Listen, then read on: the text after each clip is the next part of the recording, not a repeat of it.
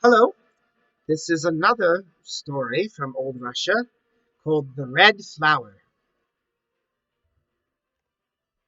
So, once upon a time, long, long ago, in a faraway land, a merchant was preparing to set out on a long journey.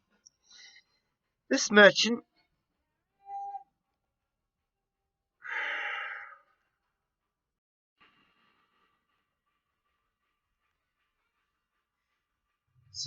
the merchant had three daughters, and he asked all of them what they would like as gifts for themselves when he returned from his travels. The first daughter requested a golden crown. The second one wanted a crystal mirror. And then the third daughter, well, father, I just want a little crimson flower.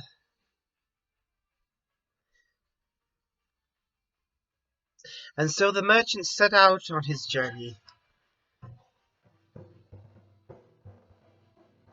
It did not take him a very long time to find a very beautiful crown and a fine crystal mirror. He had difficulty, however, finding the third gift, the crimson or scarlet flower. He searched everywhere. Eventually, his search led him to a magical forest.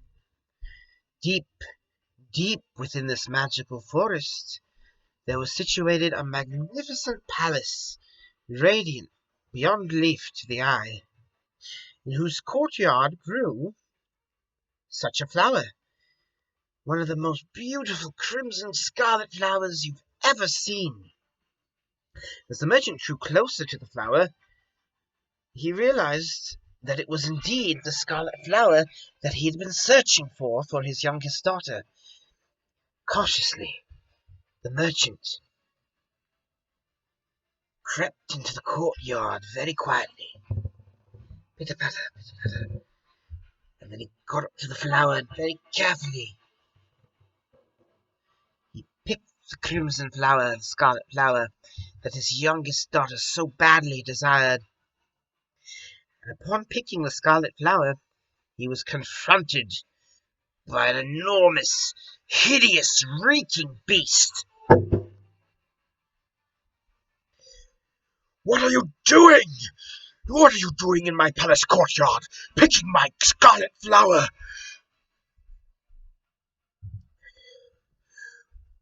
"I demand you return, that in return for picking my scarlet flower, you send me one of your daughters deep into the enchanted forest to live with me forever." Upon receiving the scarlet flower, the merchant's youngest daughter agreed to her father to go and marry the beast and become his wife. So she journeyed alone deep into the dark enchanted forest till she came to the palace where she would dwell forever. For a time she lived there very happily. The beast had not revealed himself to her, and showered her daily with kindness and gifts. She started to grow quite fond of her invisible keeper, and one day asked that he show himself. The beast reluctantly gave in to her plea, and just as he had feared, she recoiled in terror at the sight of him.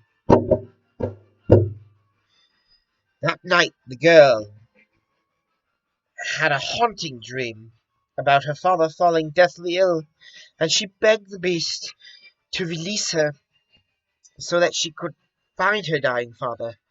Touched by her concern, the beast released her. "On one condition only," he said, "that you must return in 3 days' time." The girl found her father and prepared to return to the beast in the allotted time. However, her sisters altered the time on the clocks, making her arrive late. Thereupon her arrival, the girl was horrified at what she encountered. The beast was dead, lying there clutching her scarlet flower. Heartbroken, the girl embraced the dead beast and declared her love for him. Having done this, she unknowingly broke the evil spell, and her beloved beast awoke, turning into a handsome prince. So you see, true love broke the spell, and from that day forth they lived happily ever after. The girl was his princess forevermore. The end. Now that may have sounded quite familiar. That was actually the Russian version of Beauty and the Beast, a popular fairy tale from France by I forget the name of the woman, Marie. I'll put it in the description. So yes, I hope you enjoyed the red flower, or the crimson or scarlet flower, the Russian Beauty and the Beast. Stay tuned next time for another story from old Russia. Spokojnej nocy, Meleshi.